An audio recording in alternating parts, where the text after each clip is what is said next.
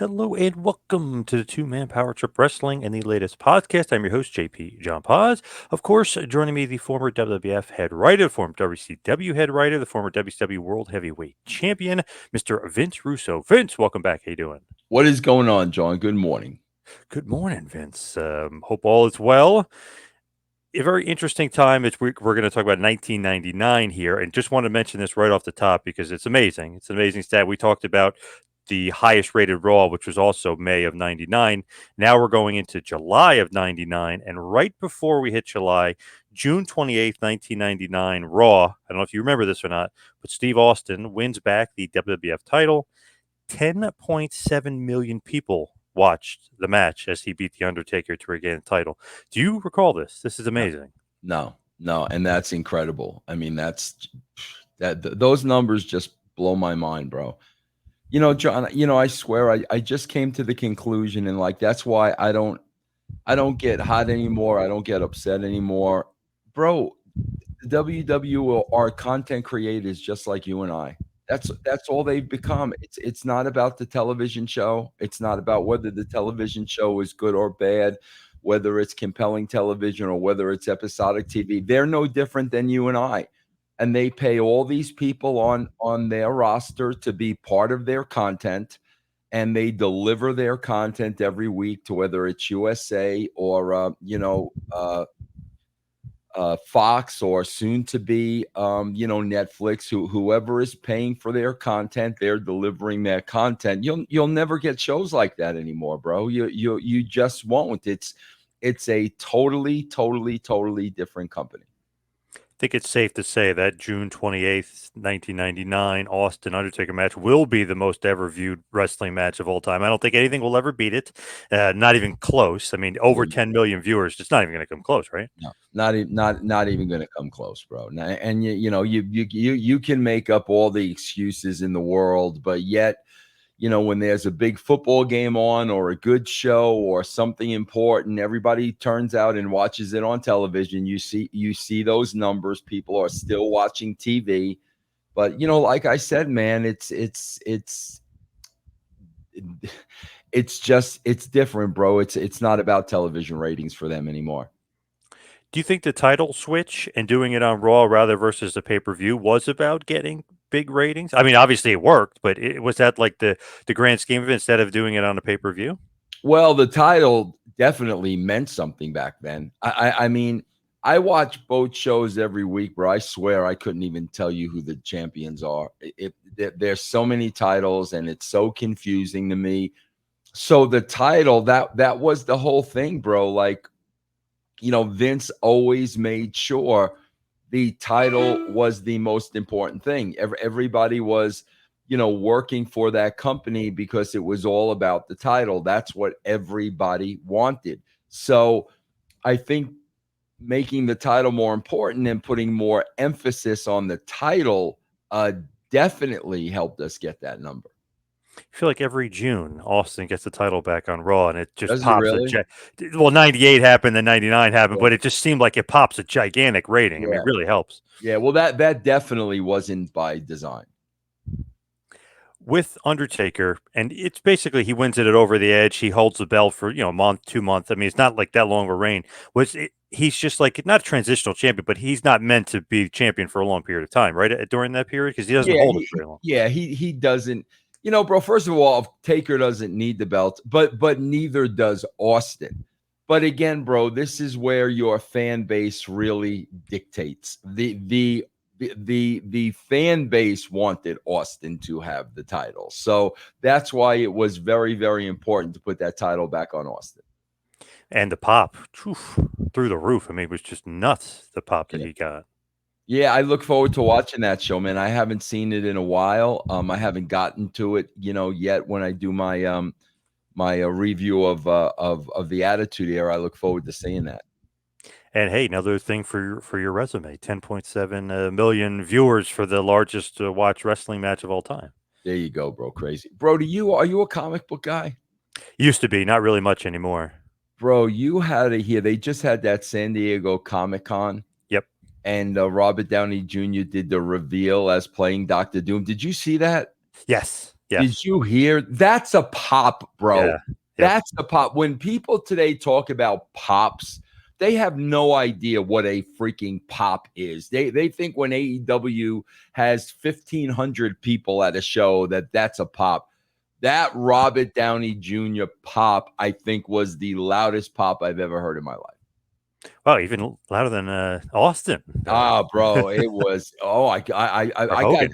got goosebumps just listening to that pop.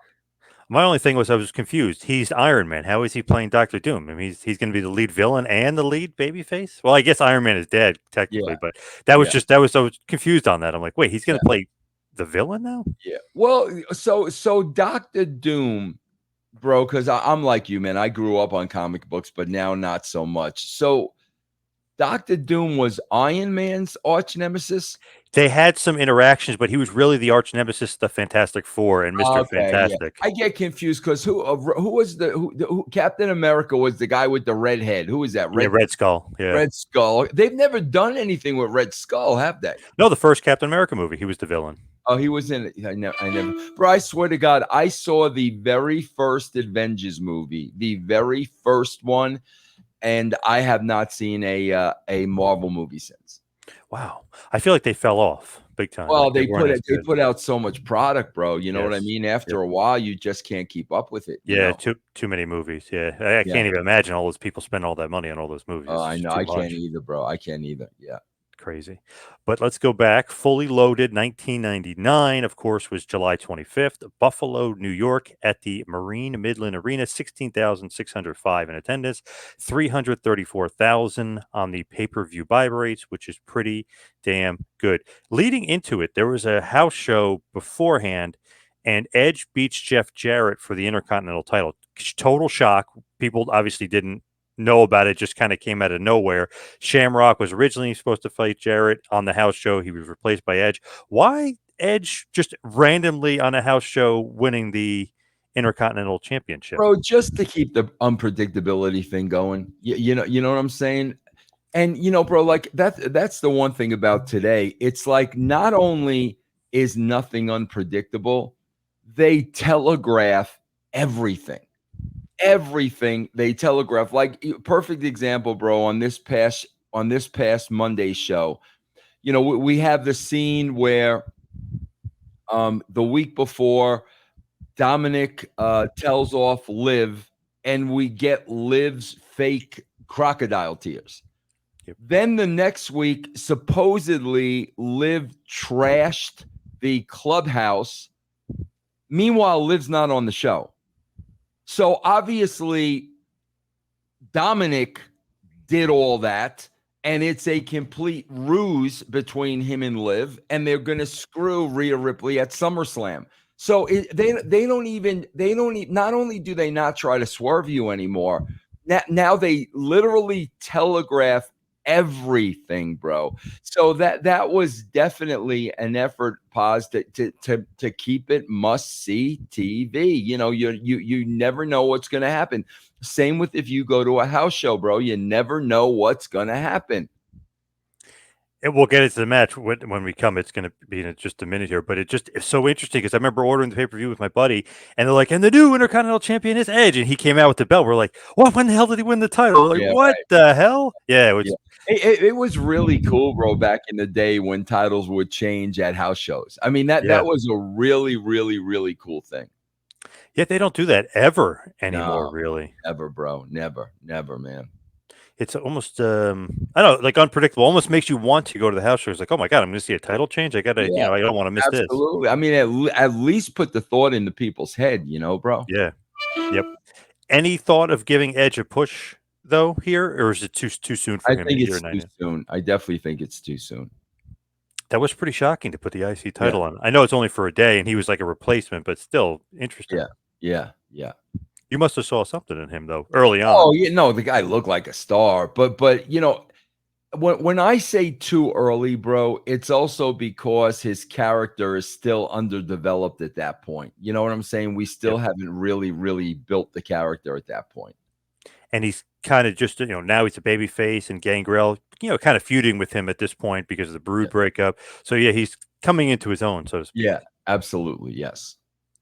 All right, so I'll run through a couple Sunday Night Heat results, as that will obviously lead into the pay per view. But Val Venus defeated Joey Abs with Rodney and Pete Gas, the Mean Street Posse, 3 minutes 16 seconds.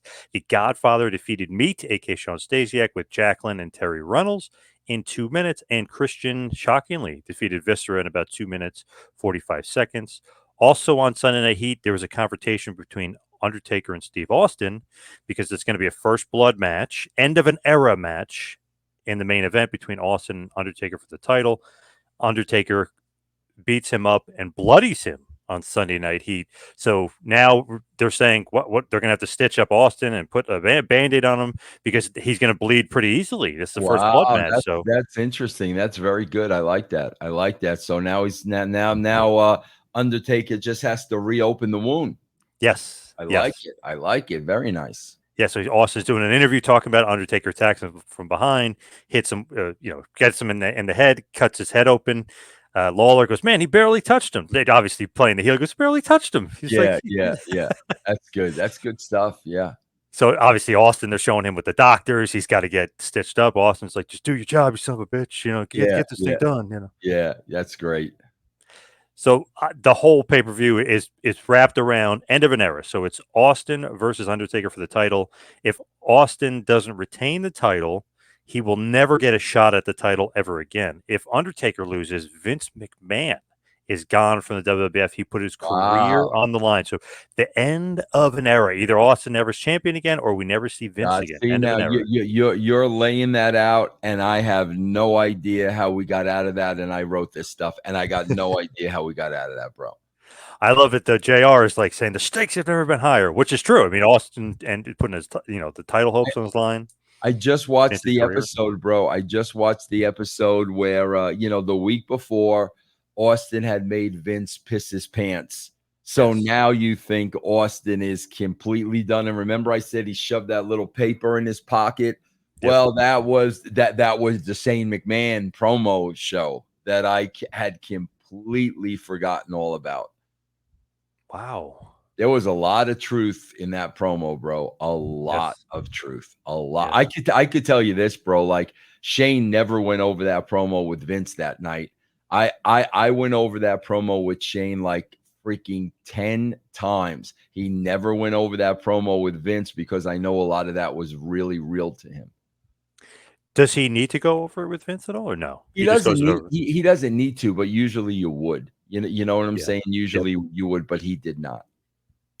So, as far as the show is concerned, we start with a video package. The end of an era is the whole thing. End of an era about Austin, Vince, and obviously a little bit of Taker in between. They recap Sunday Night Heat with Undertaker attacking Austin and the blood. And Vince McMahon and Shane have an interview with Michael Cole, and Vince is kind of laughing. He's like, "Well, I didn't tell Undertaker to do that. He must have done that on his own." And Shane's like, "How dare you, Michael Cole, accuse my father of setting up Steve Austin? He would never do that." Shenanigans, bro. Yes.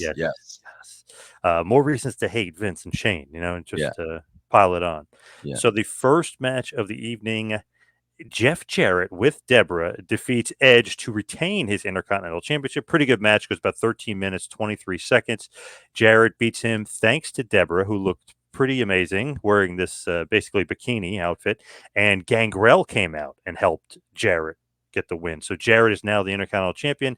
Edge only is champion for one day, basically, essentially. Yeah. Jeff is always, bro, like, he was always, because again, I work with Jeff at all three companies during that run. Bro, he was the safest guy to put the title on. And I'll tell you why, bro. One of the most important things about Jeff, bro, a lot of people, I gave Jeff a push at WCW because he was my boy, this and that. That is bullshit, bro. The number one reason, why you could always put a title on Jeff, always depend. Bro, the dude never got hurt.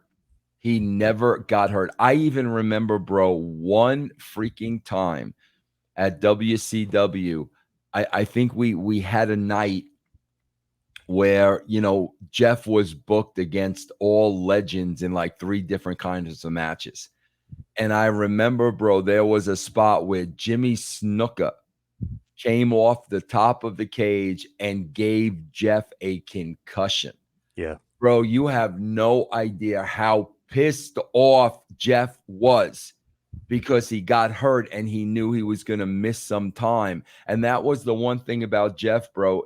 Out of everyone I ever work with, bro, you could wrestle him 300 times out of the year. He would never get freaking hurt. And you need that, bro, because when you put the belt on somebody and then they get hurt, bro, that turns the entire company like upside down. Like when the champion is hurt, and that was the one thing about Jeff, bro. He was like, and he worked his ass off in the ring. It's not like he wasn't working hard or anything, but he never ever got hurt. Here's the so interesting part about this, right? He's over big time as a heel. Now he wins the Intercontinental Championship back. So Austin, his music hits. He comes out while Jarrett's in the ring celebrating.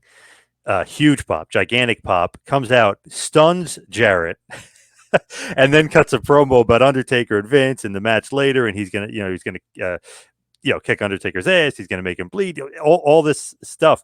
But the whole thing I'm thinking in my head is, wait, why did he stun Jarrett? Is he going to have a feud with Jarrett? Was that ever a thought? Like, how come he stunned Jarrett? Was that for any reason? Bro, I would not be surprised if he did that on his own. Because, bro, remember, Steve had big time heat with Jeff. Yes. Big time heat with Jeff.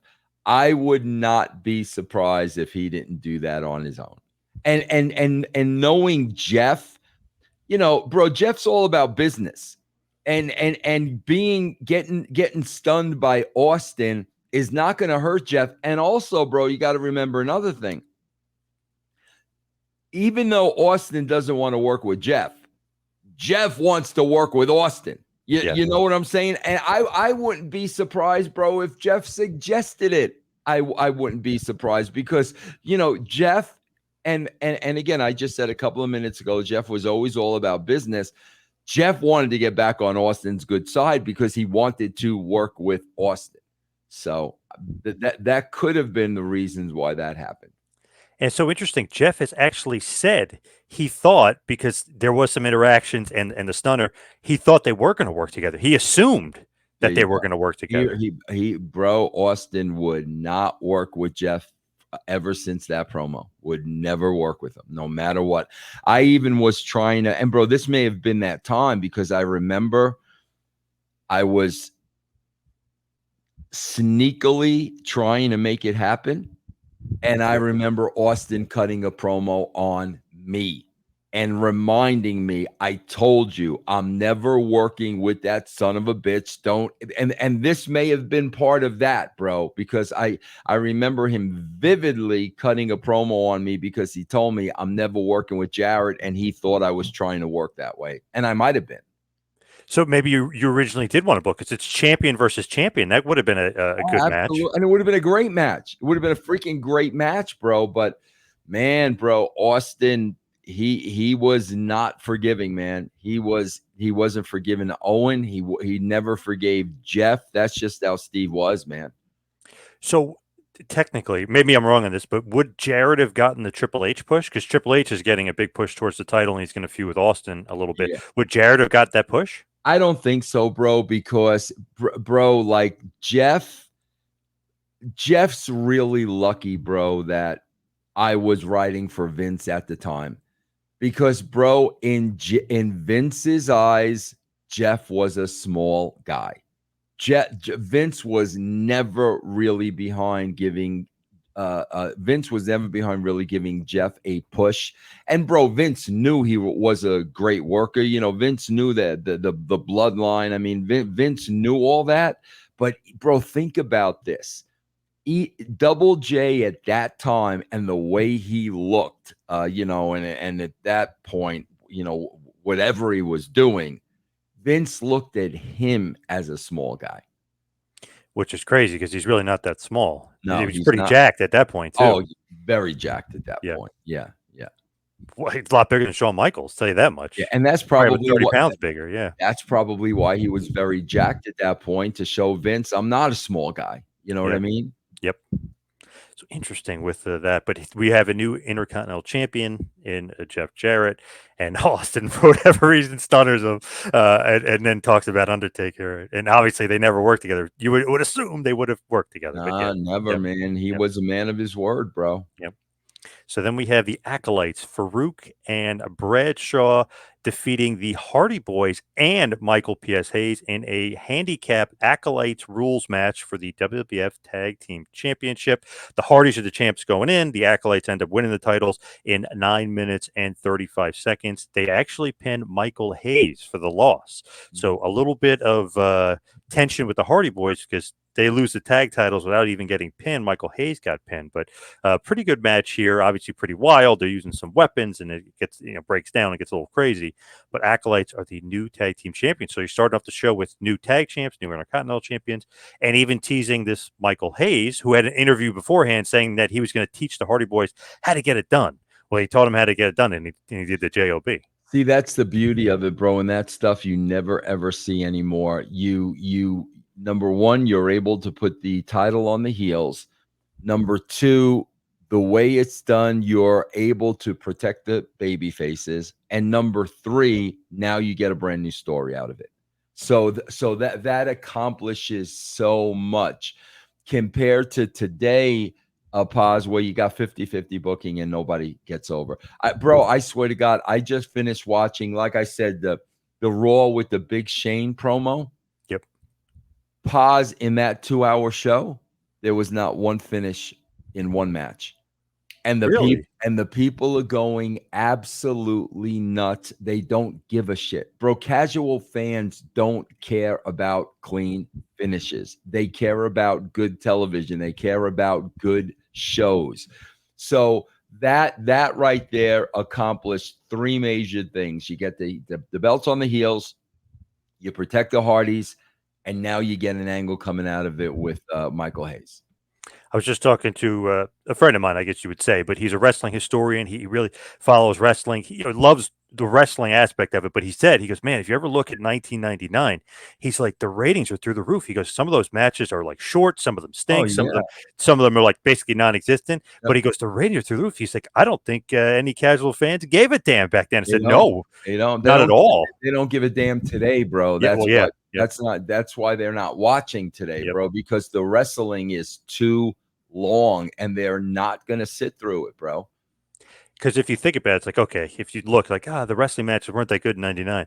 The ratings were 10.7 million people watching the show. It's like, holy crap. And like I said, I just watched the show where there was not one finish. There was not one single finish on the show.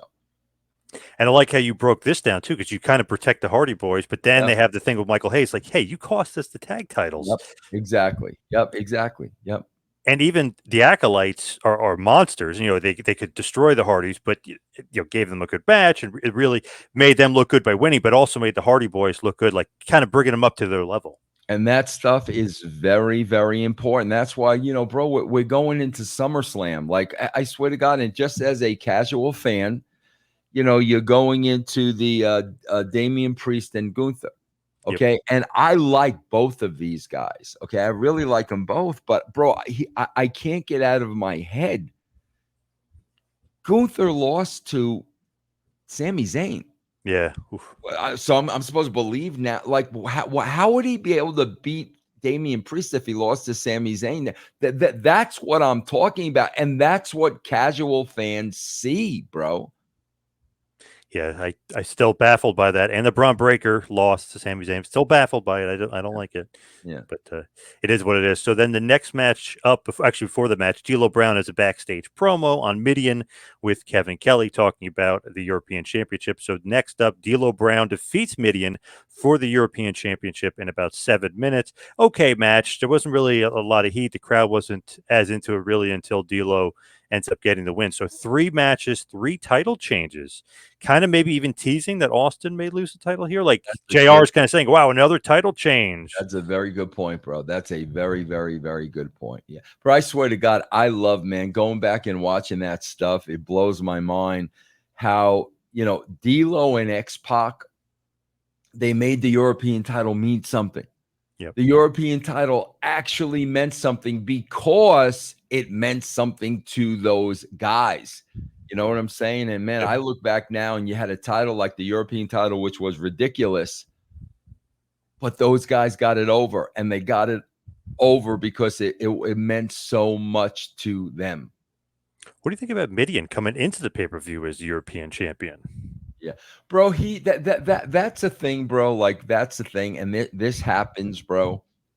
He was everybody's favorite, you know, bro. There really does come a time when you reward people, especially when you're just going to do it for a short window. You know what I'm saying, bro? There's a time when you do that.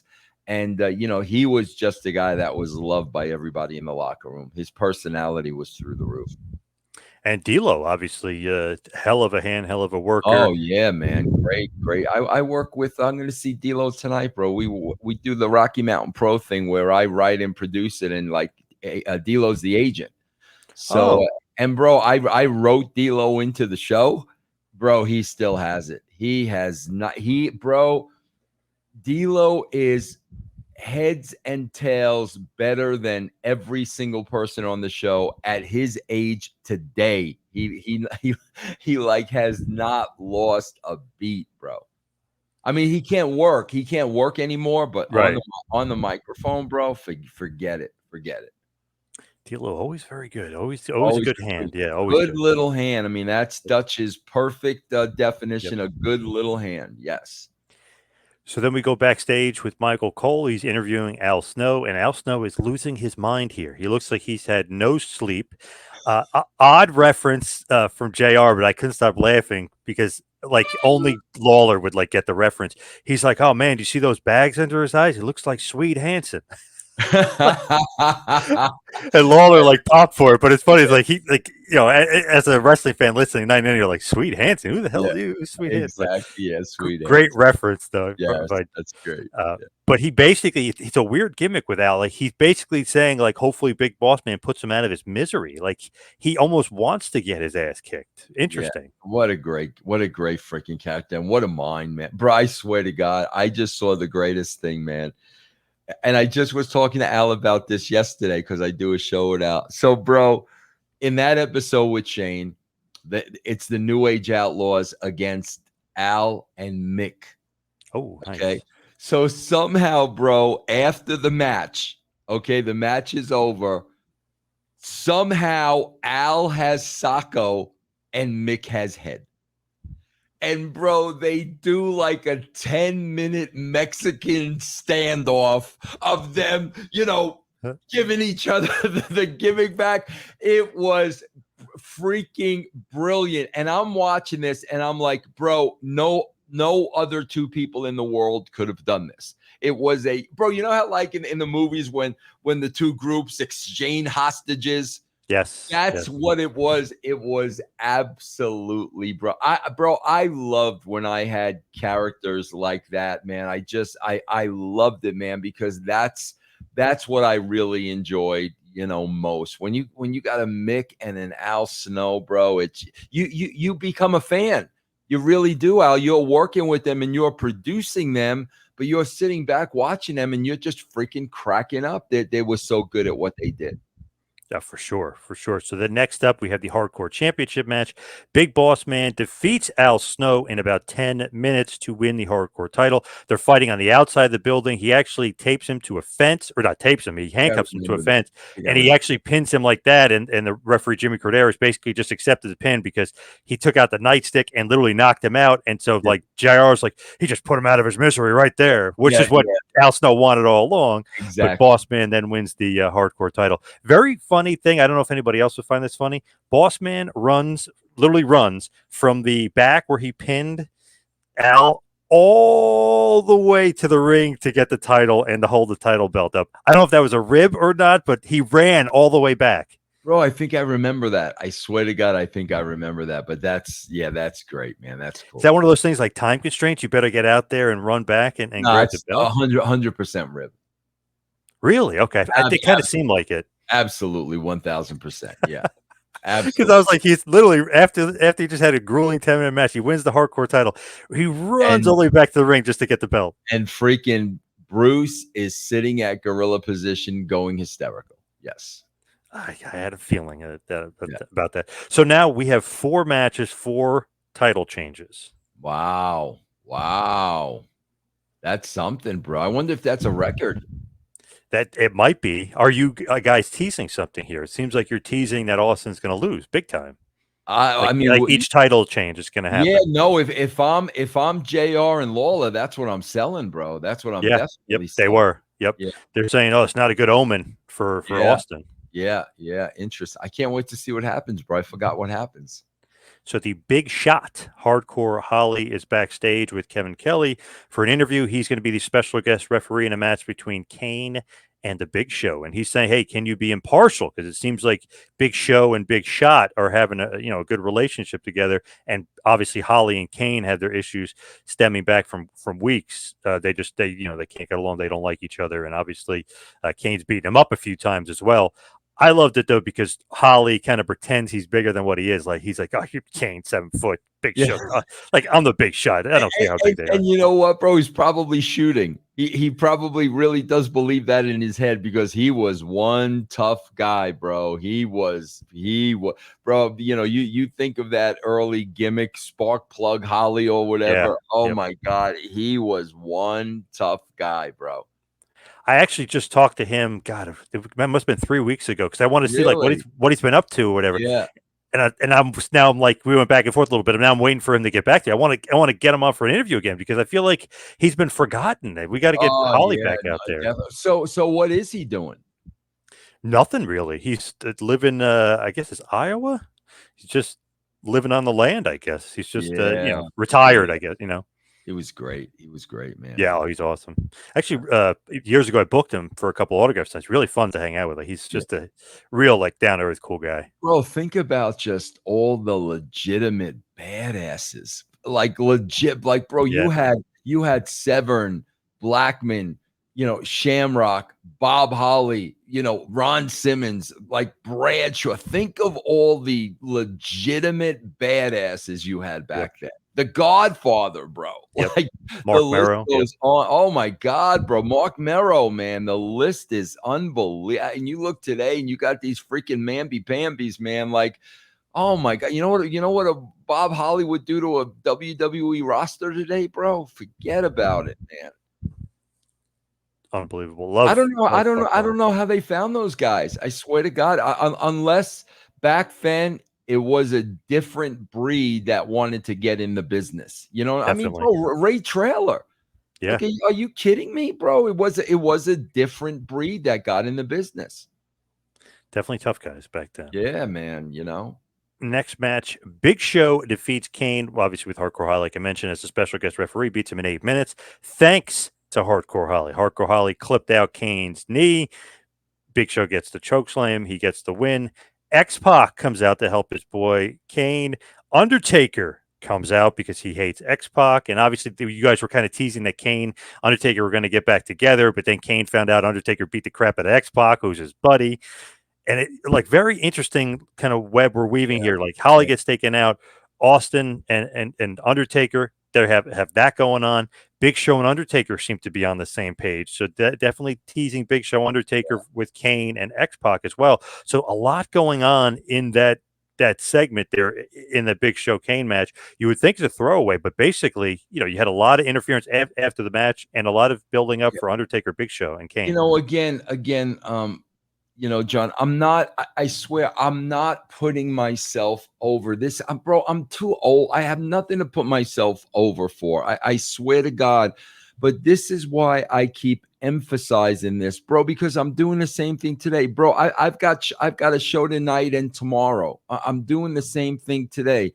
Bro, this is what I mean when I talk about a difference between, writers and wrestlers booking the show. When you have writers, bro, you have all these elements that you're talking about that all of a sudden open up all these new doors you can go down. That's why you write shows this way, bro. And again, when you don't have writers involved, you're just getting straightforward wrestling. And that's what's really run off a lot of people. Like, bro, when you talk about this, I can remember, man, I love the relationship between X-Pac and Kane. You know, I absolutely, bro, you're not going to get stuff like that today because that stuff's got to be written. You can't book that, bro, on Friday afternoon. That stuff's got to be written. And that's why all these little things are so important, bro.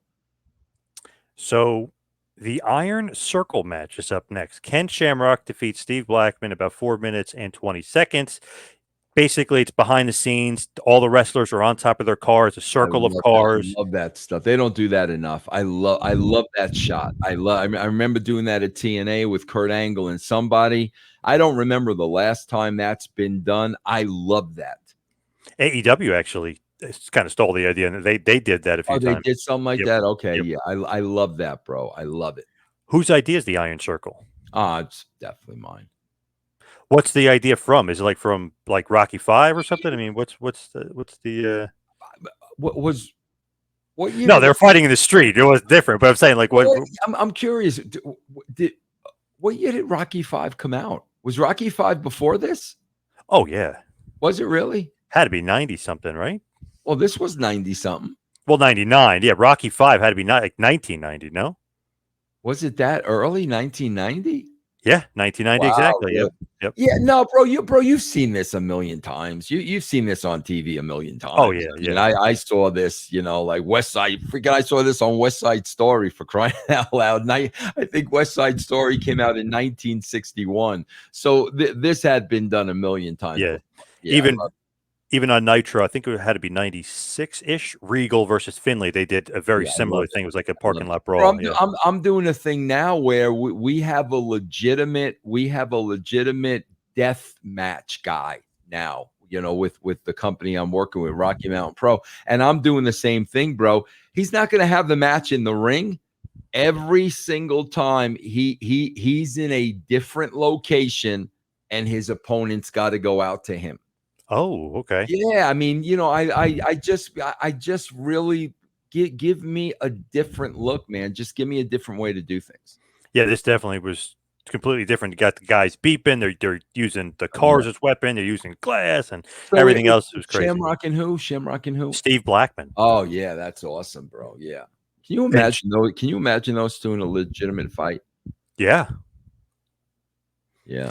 I know Shamrock somewhat recently, I don't remember where it was, he was talking about how tough Steve Blackman was. Oh, forget it, bro. Forget it, man. I mean, Steve Blackman could have been like a legit ninja assassin. I mean, seriously, he could have snuck in someplace, killed somebody, got out, and you would have never caught him in a million years. He was legit, bro. Interesting, the feud between them, it's kind of been building for a while. Blackman took him out, broke his ribs, cost him the King of the Ring in '99. So it's been kind of leading up to this. But Shamrock basically beats him, knocks him out, and just walks out just in a rage. He's still amped after he won the match. Yeah. He was the best at snapping, bro. Shamrock was the best at that, man. Yeah, time to knuckle up, and then he punched himself in the face and just snapped. Yeah. Yeah, he was awesome.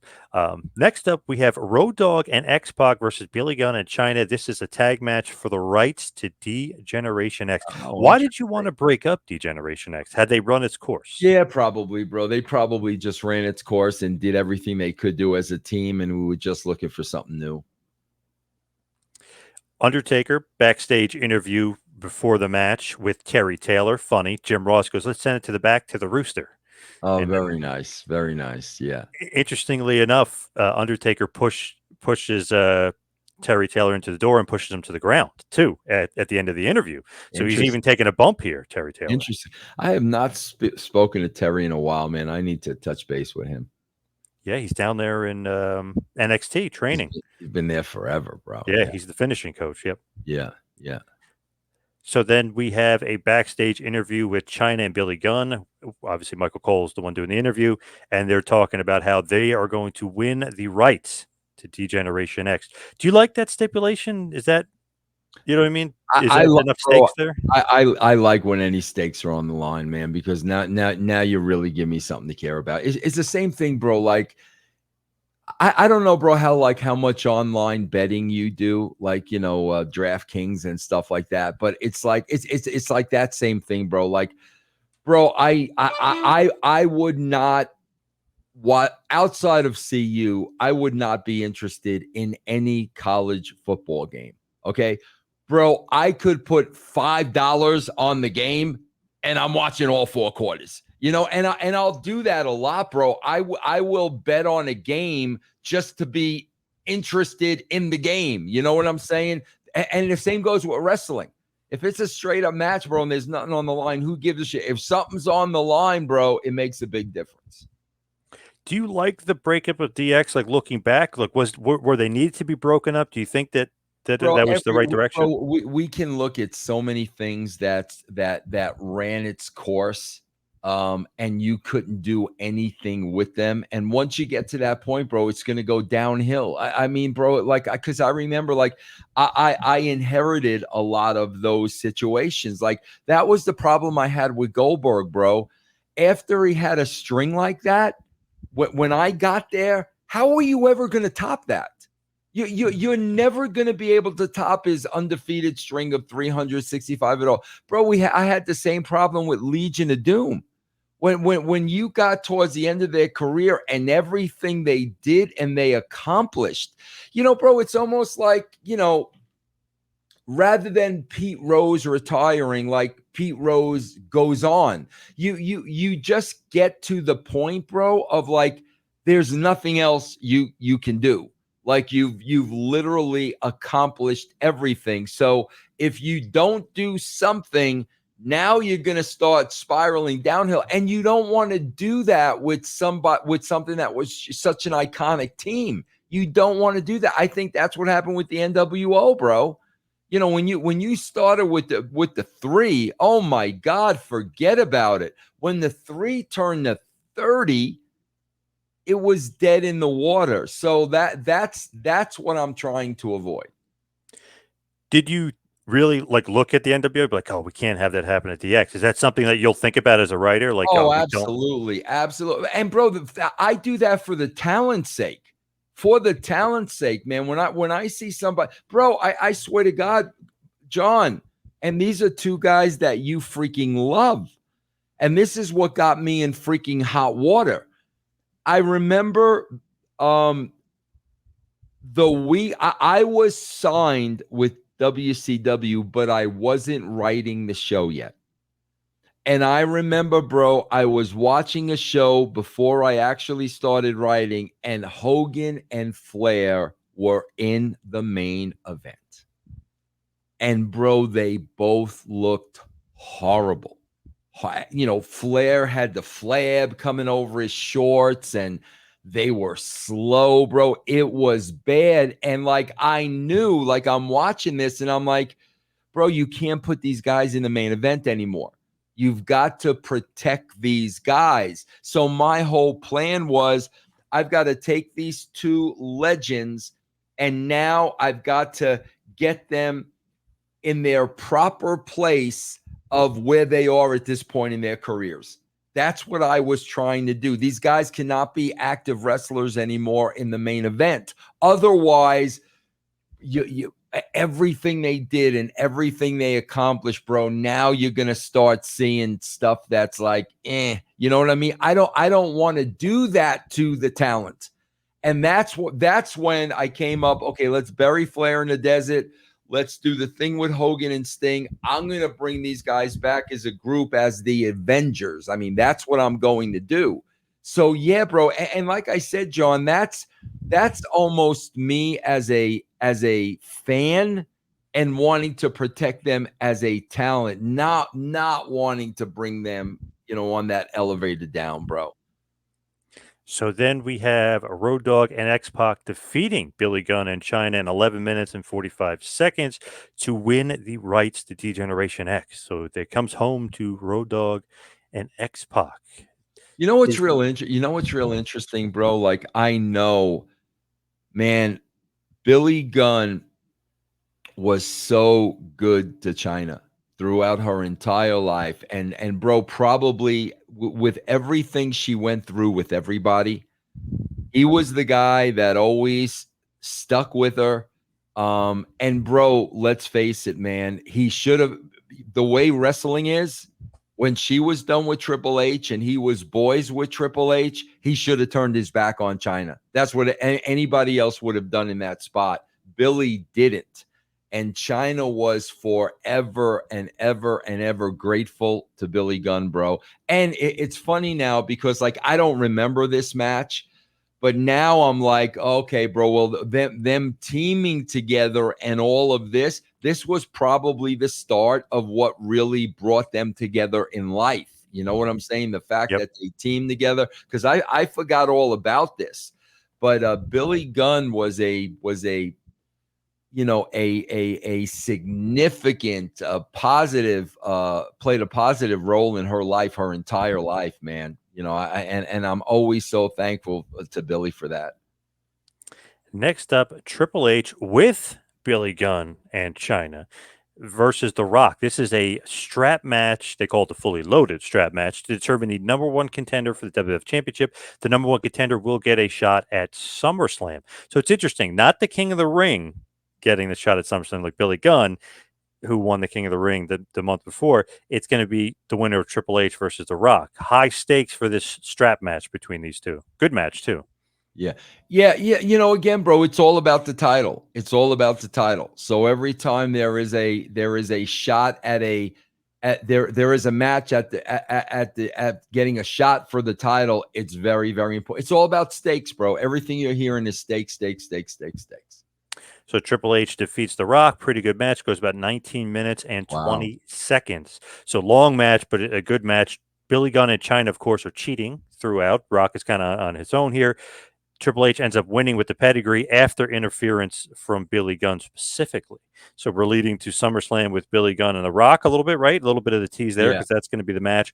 But now Triple H is the number one contender for the title, and he'll be in the main event at SummerSlam. How do you like that? Is he ready for it?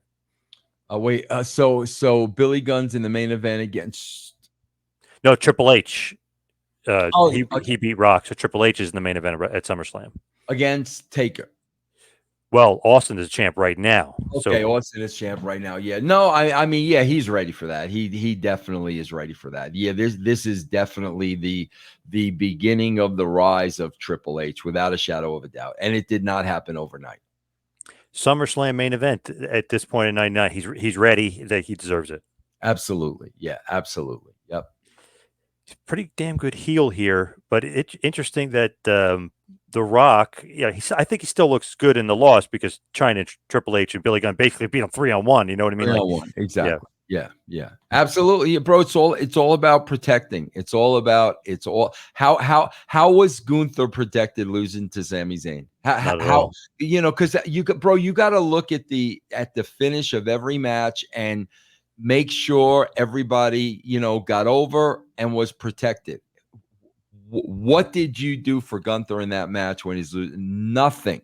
This stuff is so important, bro. Very interesting what happens. We'll just talk about it real quick before we go to the main event, but what happens at SummerSlam, because it's Austin versus Mankind versus Triple H. Foley makes his return. So it's not Austin versus Triple H like you would think for SummerSlam 99. Jesse Ventura is the guest referee. Is that because Austin, as the rumor goes, would not job to Triple H? Oh my God, bro. I don't remember that, man. I would think that would have been to save Triple H and Austin. You know what I mean, bro? That's what I would think. I don't recall Austin refusing to job to Triple H.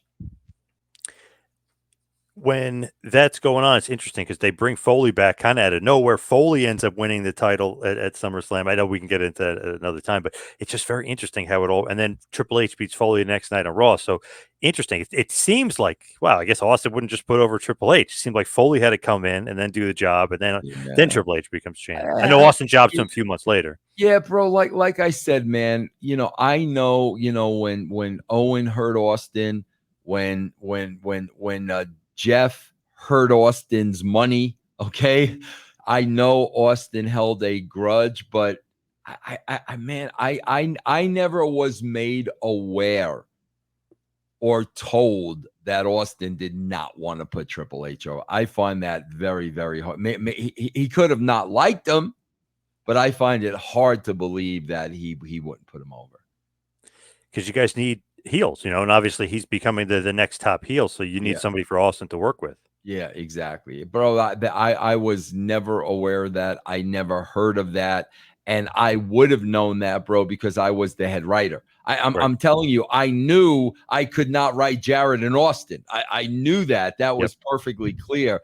There was never, you can't do nothing with Triple H and Austin. So they have an Austin, Undertaker, Vince video package talking about the first blood match and obviously talking about end of an era. This match, like I mentioned before, is for the WWF Championship. It is first blood. If Undertaker loses, Vince McMahon can no longer appear on television. If Austin loses, he could never challenge for the WWF Championship ever again. Vince is out on commentary for this match. He has them announce that he's a special guest commentator. JR is not happy about it. Lawler loves it, but JR is not happy about it. Just playing around like, oh yeah, he's like, yeah, I'm sure you're just out here to be the commentator. Good stuff from JR. JR is the best, man. Yeah. Shane, of course, comes out throughout this match to interfere. Vince gets involved. Vince gets beat up. X-Pac comes out. He gets beat up. Austin then uses the television camera to cut open Undertaker. After a ref bump, the ref finally notices it. So Stone Cold Steve Austin wins the first blood match, retains his WWF Championship in about 16 minutes. Just a wild match with just a wild brawl around. But Undertaker is bleeding. He then beats up Earl Hebner afterwards because Hebner called for the bell, said Austin once, and then he eats a stunner right after that as well. So a lot of craziness, but Austin retains the title, which means end of an era for Vince, who's also bleeding. How did we get out of that, bro? I got no idea how we got out of that on TV the next day, bro. That's what I'm curious, because was Vince supposed to be off TV for good with the end of an era? What was the end game there? Was Vince ready to be off TV at this point? I don't know, man. No, I don't think so. I gotta go back and watch it, bro. I don't remember. Because he does come back. Yeah, it's not so if he was gone from TV, I mean, that would put a little bit of a wrinkle thing. He's been the best heel for 2 years. We would have been stupid to do that, bro. That's why I need to see it to refresh my memory of what we did. We would have never done. Vince would have never done that because he knew it would have killed business. He would have never done that. So I don't remember creatively what we did, but it would be interesting to see. So stunners all around. Triple H is out. The Rock is out. Taker and Austin brawl everywhere. Just a bloody brawl. Austin is now bleeding from the Undertaker. It's just blood everywhere. They're brawling all around. It's funny. Austin's almost too amped up. He keeps slipping and falling because there's blood everywhere. It's just people try to break it up. They're brawling. People try to break it up. They're brawling. Undertaker ends up kind of walking away and just kind of walking up the ramp bloody and pissed, and he's not champ, he's pissed, and all the officials and everybody, Dr. Tom, everybody, they're trying to keep them away. Austin then finds his way back in the ring where Vince is there. Vince is crying because it's the end of an era. He's stunned, he's crying, he's upset. Austin goes, all good, offers to shake his hand, and Vince falls for it. Vince is falls for it, stunner. And bro, JR, yeah, go ahead. I was gonna say JR is an awesome line. He goes, a nice goodbye stunner to Vince. Goodbye. Bro, how simple is that stuff? Yeah. It's just so simple, man. Great stuff, man. Great stuff. But it's just so funny because we all as a fan, oh, he's gonna get stunned. How dumb is Vince? What is he doing? But he's crying and okay, I'll shake your hand, and then boom, stunner. Bro, that sometimes you just got to give the people what they want, man. It's so simple, bro. Simple. Yeah. It just an awesome end, and then obviously you're how what the hell, the end of an era. Vince is gone. Austin is the champion. This is great. Undertaker's pissed, but there's so much going on with Undertaker because he's kind of feuding with Kane. He's kind of feuding with X-Pac. He's still kind of feuding with Austin. Triple H. The Rock is still pissed. Billy Gunn is kind of in the fray. So there's so much going on in and around the main event scene right now here in 99. Yeah, that's tremendous, bro. That's good stuff. Do you like the way the show ends with Austin getting Vince getting his comeuppance? Austin, of course, bro. Because bro, it's always a good ending when I got to watch the next night. It's always a good ending when you keep me going, keep me going, keep me interested. What are they going to do next? How are they going to get out of this one? Yes, absolutely, 1000%. And Austin, man, when he wins, I mean, phew, just a gigantic pop, super over. Every Yeah, time he delivers a stunner, just a huge pop as well. that's great, man. Tremendous. Yeah. Do you love Vince's acting? I feel like that's always great. Him crying, Oh, him the big bleeding, him. swallow, the big swallow, bro. Oh yeah, the big swallow was always my favorite. Always my favorite, bro. He would eventually adapt like the ear thing, which is so good because you could tell like he's really nervous. He's just like Yeah. grabbing his ear. Yeah, yes, yes. Yeah, he was great, bro. One of the perhaps the greatest heel of all time. Yeah, definitely up there. And Austin, maybe the best babyface. Yeah. Well, again, bro, you know me. I'll always go back to Hogan. Well, yeah, it's probably Hogan. Yeah, Yeah. yeah. Austin's up there, but yeah, it's probably Oh Hogan. yeah, no, definitely. Yeah, yeah.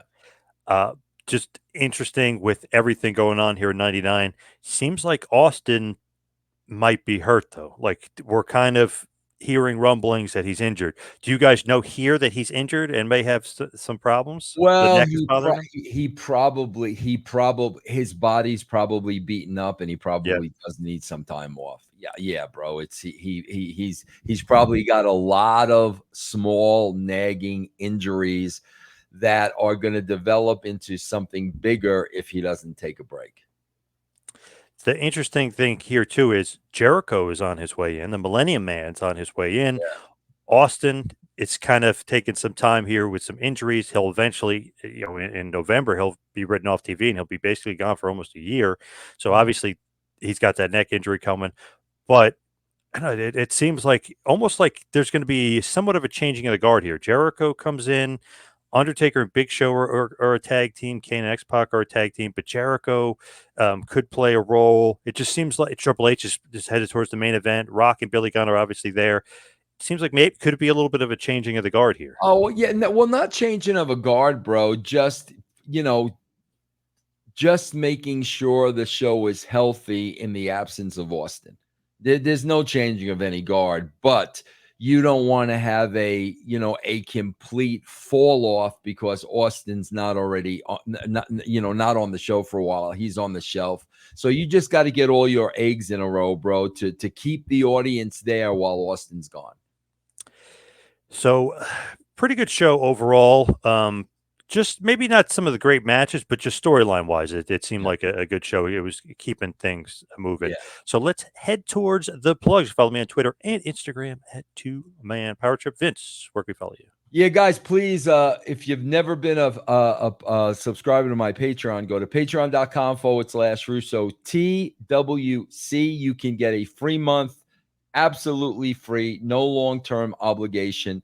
Patreon.com/Russo TWC.